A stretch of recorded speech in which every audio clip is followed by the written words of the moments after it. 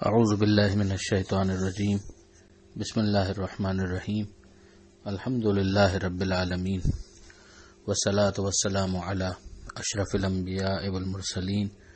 واہل بیتہ الطیبین الطاہرین المعصومین اما بعد۔ سورہ مبارکہ آل عمران آیت نمبر 158 سے 165، 158 سے 165۔ بسم اللہ الرحمن الرحیم۔ وَلَئِن مُتُّمْ أَوْ قُتِلْتُمْ لَإِلَى اللَّهِ تُحْشَرُونَ فَبِمَا رَحْمَةٍ مِّنَ اللَّهِ لِنتَ لَهُمْ وَلَوْ كُنتَ فَظًّا غَلِيظَ الْقَلْبِ لَانفَضُّوا مِنْ حَوْلِكَ فاعف عنهم واستغفر لهم وشاورهم في الأمر فإذا عزمت فتوكل على الله إن الله يحب المتوكلين إن ينصركم الله فلا غالب لكم وَإِن يَخْذُلْكُمْ فَمَنْ ذَا الَّذِي يَنصُرُكُمْ مِنْ بَعْدِهِ وَعَلَى اللَّهِ فَلْيَتَوَكَّلِ الْمُؤْمِنُونَ وَمَا كَانَ لِنَبِيٍّ أَنْ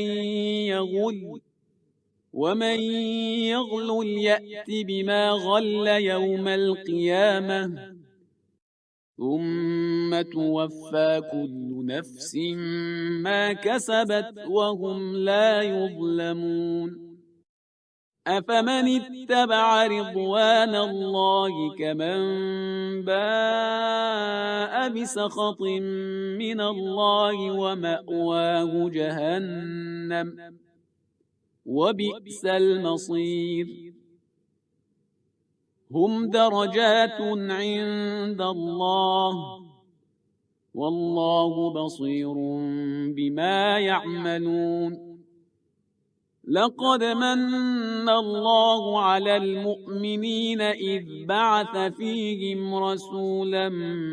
من أنفسهم يتلو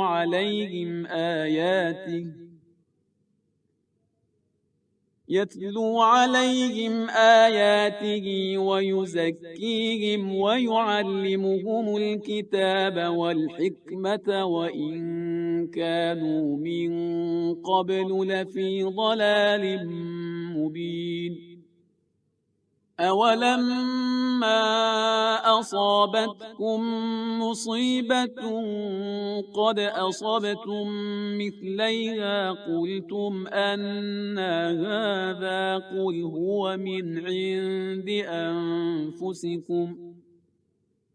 إن الله على كل شيء قدير۔ گزشتہ صفحے کی آخری آیت کے ساتھ اس صفحے کی پہلی آیت کو ملحق کر کے وہاں پر تبصرہ کیا جا چکا۔ خلاصہ اس کا یہی ہے کہ اگر تم مومن ہو اور اللہ کی راہ میں قتل کر دیے جاؤ یا تمہیں موت آ جائے تو پھر تمہارے لیے تین چیزیں ہیں، مغفرت بھی ہے، اللہ کی طرف سے رحمت بھی ہے، اور یہ اس سے بہتر ہے کہ جو یہ لوگ جمع کیا کرتے ہیں، یعنی جو کافر اپنی ظاہری دنیا کی زندگی پر انتہائی مغرور ہو کر اسی کو سب کچھ سمجھتے ہیں،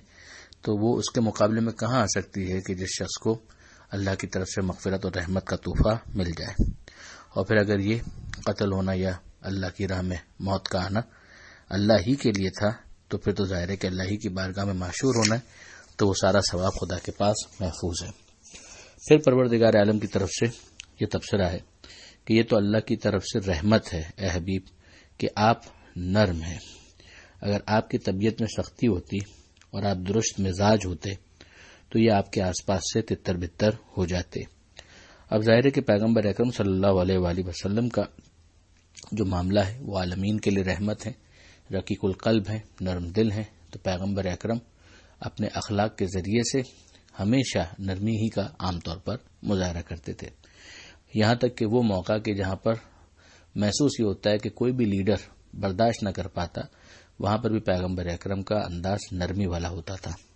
احد ہی کے کانٹیکس میں یہ آیتیں نازل ہو رہی ہیں تو احد کا حوالہ بہت مضبوط حوالہ ہے کہ جس طریقے سے پیغمبر اکرم صلی اللہ علیہ وآلہ وسلم کو تنہا چھوڑ دیا گیا تو پیغمبر اکرم کا غصہ جس قدر بھی ہوتا وہ حق بجانب تھا، مگر یہ پیغمبر اکرم پر اللہ کی رحمت خاص ہے کہ وہ نرم دل تھے۔ یہی تبصرہ یہاں پر ہے کہ ورنہ بہت سے ایسے کہ جو آس پاس نظر آتے ہیں وہ آس پاس نظر نہ آتے بلکہ تتر بتر ہو جاتے۔ یہ لنفضوا من حولک کا جو جملہ ہے وہ بہت ہی سگنیفیکنٹ ہے، بہت اس کی اہمیت ہے۔ پھر ارشاد ہوتا ہے کہ اے حبیب فاعف عنہم واستغفر لہم وشاورہم فی الامر، کہ آپ ان کو معاف کر دیں، ان کے لیے استغفار کریں اور ان سے امر میں مشاورت بھی کر لیا کریں، یعنی ان سے مشورہ بھی لے لیا کریں۔ اب اس کے بعد غور کرنے والی بات یہ ہے کہ ٹھیک ہے یہ معاف کر دینا اور مغفرت طلب کرنا تو جو اس قابل ہوگا ظاہر ہے کہ وہ مغفرت حاصل بھی کر لے گا، لیکن یہ جو شاورہم فی الامر کا جو لفظ ہے یہاں پر اس کے ذریعے سے شورا اور اجماع کے اوپر اور بہت زیادہ دلائل قائم کیے جاتے ہیں، مگر غور کرنے والی بات یہ ہے کہ کیا واقعا اس سے پہلے اس بارے میں کوئی بات نازل نہیں ہوئی؟ ہم تو پیچھے یہ پڑھ کر آئے کہ پروردگار عالم نے انتہائی مذمت کے ساتھ یہ تبصرے ان لوگوں کے نقل کیے ہیں جنہوں نے یہ کہا تھا کہ حل لنا من الامر من شیء، کہ کیا ہمارا بھی کچھ اختیار ہے، کچھ ہمارا بھی معاملہ ایسا ہے کہ ہماری بھی بات چلے۔ یہی بھی جملہ ہم نے پڑھا کہ لو کان من الامر شیء ما قتلنا ہاہنا، کہ اگر ہمارا کچھ اختیار ہوتا تو اس طرح سے ہم لوگ قتل نہ کیے جاتے۔ اور پھر اس کے بعد ہم نے پروردگار عالم کا یہ تبصرہ بھی پڑھا کہ ان الامر کلہ للہ، کہ امر اور اختیار سارے کا سارا اللہ ہی کا ہے، بلکہ یہاں تک پروردگار عالم نے ارشاد فرمایا کہ لو کنتم فی بیوتکم لبرز الذین کتب علیہم القتل الی مضاجعہم، کہ اگر تم اپنے گھر میں بھی ہوتے تو جن کے لیے قتل ہونا لکھ دیا گیا ہے وہ اپنے مقتل تک ضرور پہنچتے۔ تو اب یہاں پر گویا ہم سمجھ سکتے ہیں کہ پروردگار عالم نے پیغمبر اکرم کو یہ مشورہ دیا ہے کہ تالیف قلب کی جائے کہ یہ افراد اس قابل قتل نہیں ہیں، مگر پھر بھی ان لوگوں کو مشورے میں شریک کر کے اس طرح سے بھی ناطقہ بند کر دیا جائے کہ بعد میں یہ کہنے کے بھی قابل نہ رہیں، مگر کیا فیصلہ ان کے مشورے پر ہوگا؟ آگے دیکھیے فَإِذَا عَزَمْتَ فَتَوَكَّلْ عَلَى اللَّهِ، کہ جب آپ کسی چیز کا عزم کر لیں تو پھر اللہ ہی پر آپ کو بھروسہ رکھنا ہے۔ اللہ یقیناً متوکلین یعنی توکل کرنے والوں کو دوست رکھتا ہے، ان سے محبت کرتا ہے۔ لہذا اس آیت کو فقط اس آیت ہی کی حد تک نہیں دیکھا جائے گا، پیچھے جو ایک کانٹیکس پورا چل رہا ہے اور جو جملے ہم نے بیان کیے ہیں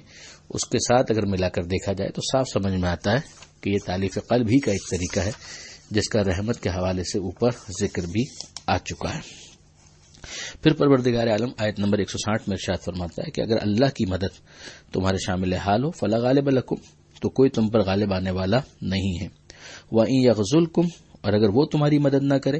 وَمَنْ ذَا الَّذِي يَنْصُرُكُم مِّن بَعْدِهِ، تو کون ہے جو اس کے بعد تمہاری مدد کرے گا۔ وَعَلَى اللَّهِ فَلْيَتَوَكَّلِ الْمُؤْمِنُونَ، اور اللہ ہی کے اوپر مومنین کو توکل کرنا چاہیے یعنی بھروسہ کرنا چاہیے۔ تو اصل جو چیز ہے وہ تو پروردگار کی طرف سے ہے۔ اب اس کے بعد انسان کی ذمہ داری تو یہ ہے کہ وہ اپنے فرائض کو پوری تندہی کے ساتھ مکمل کرے، اپنے عمل کے اندر کوتاہی کا مظاہرہ نہ کرے، اور اگر عمل میں کوتاہی اس کی طرف سے ہو تو پھر وہ شکوہ بھی نہ کرے کہ پھر پروردگار عالم کی نصرت کیوں نہیں آتی، مدد کیوں نہیں آتی۔ اگلی آیت جو 161ویں آیت ہے، پروردگار عالم فرماتا ہے کہ وَمَا كَانَ لِنَبِيٍّ أَن يَغُلَّ، کہ کسی پیغمبر سے یہ نہیں ہو سکتا کہ وہ مال غنیمت میں بددیانتی کرے۔ ان یغل کا لفظ بددیانتی کے لیے ہے، اور ظاہر ہے کہ مال غنیمت کا جو حوالہ یہاں پر دیا گیا یہ ایک تفسیر کی بنیاد پر ہے جس میں شان نزول کے اندر یہ بیان کیا گیا کہ مال غنیمت میں سے ایک سرخ رنگ کی چادر کسی موقع پر غائب ہو گئی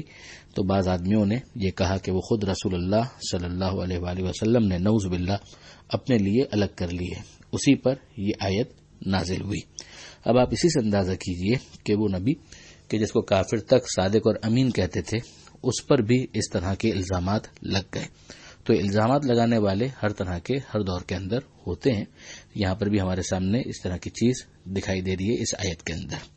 پھر پروردگار فرماتا ہے کہ وَمَن يَغْلُلْ، یعنی پیغمبر کی طرف سے پروردگار نے صفائی دی ہے۔ پھر اس کے بعد فرمایا کہ وَمَن يَغْلُلْ يَأْتِ بِمَا غَلَّ یوم القیامہ، اور جو بد دیانتی کرے گا اسے وہ چیز جس کے بارے میں بد دیانتی کی ہے روز قیامت لانا ہوگی، یعنی سخت حساب کی ایک طرح سے وعید اس کے اندر دی جا رہی ہے۔ ثم توفی کل نفس ما کسبت وهم لا یظلمون، پھر ہر ایک کو جو اس نے کیا ہے اس کا پورا پورا بدلہ دیا جائے گا اور ان پر ظلم نہیں ہوگا۔ آگے ارشاد ہوتا ہے کہ افمن اتبع رضوان اللہ، کہ وہ جو اللہ کی رضوان، اللہ کی مرضی، خوشنودی اس کو فالو کرتا ہے، کیا وہ اس کے جیسا ہو سکتا ہے کہ جو اللہ کی ناراضگی میں گرفتار ہے؟ ظاہر ہے کہ دونوں برابر نہیں ہو سکتے۔ اس کا ٹھکانہ جو اللہ کی ناراضگی میں گرفتار ہے وہ جہنم ہے، ومأواہ جہنم وبئس المصیر، اور وہ رہنے کی کتنی بری جگہ ہے۔ یہاں پر بھی ہمیں پھر سمجھایا جا رہا ہے کہ ہر ایک کو ایک طرح سے ٹریٹ نہیں کیا جائے گا، بلکہ فرق ملوث خاطر رکھا جائے گا۔ جو اچھے ہیں ان کو اچھا کہا جائے گا، جو برے ہیں ان کو برا کہا جائے گا۔ ظاہر ہے کہ ایک ذاتی معاملات ہوتے ہیں، انفرادی جو گھریلو، اس کے اندر تجسس نہیں ہوگا، مگر جو قومی کردار ہے وہ تو سامنے واضح ہے کہ کون میدان میں ڈٹ کر مقابلہ کرتا رہا، کون فرار اختیار کر گیا، تو یہ بہرحال ٹریک ریکارڈ میں تو آئے گا کہ کس کی کیا ہسٹری رہی ہے اور کس کا کیا ریکارڈ رہا ہے، اور پروردگار عالم نے اس کو ذکر بھی کر دیا اور یہاں پر یہ بھی سمجھا دیا کہ یہ دونوں برابر نہیں ہو سکتے۔ پھر پروردگار فرماتا ہے کہ ہم درجات عند اللہ، ان کے اللہ کے یہاں درجے ہیں، واللہ بصیر بما یعملون، اور اللہ جو کچھ وہ کرتے ہیں اس کا دیکھنے والا ہے۔ یہاں پر بھی ہمیں سمجھ میں آیا کہ جو اچھے ہیں ان اچھوں کے بھی درجات ہیں، کچھ بالکل اوپر کی طرف ہوں گے، جیسے ہم کہیں کہ ایمان کے درجات کے اعتبار سے کوئی 8ویں درجے پر ہے، کوئی 9ویں درجے پر ہے، کوئی 10ویں درجے پر ہے، اور کوئی کل ایمان ہے، جیسا حضرت علی علیہ السلام کے لیے یہ بات کہی گئی۔ اگلی آیت میں پروردگار عالم نے یہ ارشاد فرمایا کہ یہ اللہ کا احسان ہے مومنین کے اوپر کہ ان کے درمیان ایک رسول بھیجا جو انہی میں سے ہے، جو ان کے درمیان آیتوں کی تلاوت کرتا ہے، جو ان کے نفسوں کو پاک کرتا ہے، جو انہیں کتاب کی تعلیم دیتا ہے، حکمت کی تعلیم دیتا ہے، اگرچہ اس سے پہلے یہ لوگ کھلی ہوئی گمراہی میں مبتلا تھے۔ ظاہر یہ مومنین وہ ہیں کہ جو پوٹینشلی مومنین ہیں، جن کے اندر یہ صلاحیت پائی جاتی ہے کہ ان کے اوپر اگر محنت کی جائے تو وہ اس سے فائدہ اٹھائیں گے۔ پیغمبر اکرم کی یہ وظائف اس سے پہلے ہم 2 مرتبہ سورہ بقرہ کے اندر بھی پڑھ چکے ہیں۔ آیت نمبر 165 کے اندر جس صفحے کی آخری آیت ہے، پروردگار عالم نے پھر احد اور بدر کو کمپیئر کیا ہے۔ اولما اصابتکم مصیبہ قد اصبتم مثلیہا، تمہیں کوئی ایسی گزن پہنچ جائے، یعنی کوئی ایسا نقصان، پرابلم جس سے ڈبل تم پہنچا چکے ہو۔ جو بدر کے اندر بہرحال احد کے سارے معاملات کے باوجود بدر میں جو نقصان کافروں اور مشرکوں کا ہوا تھا وہ دگنا ہوا تھا۔ قلتم ان ھذا، تو پھر تم اس کے بعد یہ کہتے ہو کہ یہ کہاں سے ہوا؟ قل ہوا من عند انفسکم، تو حبیب کہہ دیجئے کہ وہ خود تمہارے ہاتھوں ہوا۔ ان اللہ علی کل شیء قدیر، اللہ یقیناً ہر بات پر قادر ہے، مگر اس کا ڈیزائن کیا ہے، اس کا نظام کیا ہے کہ پروردگار کی مدد آئے گی مگر تمہیں محنت کرنا ہوگی، میدان میں ڈٹ کر مقابلہ کرنا ہوگا۔ تم سستی کا مظاہرہ کر کے اللہ پر الزام نہیں دے سکتے۔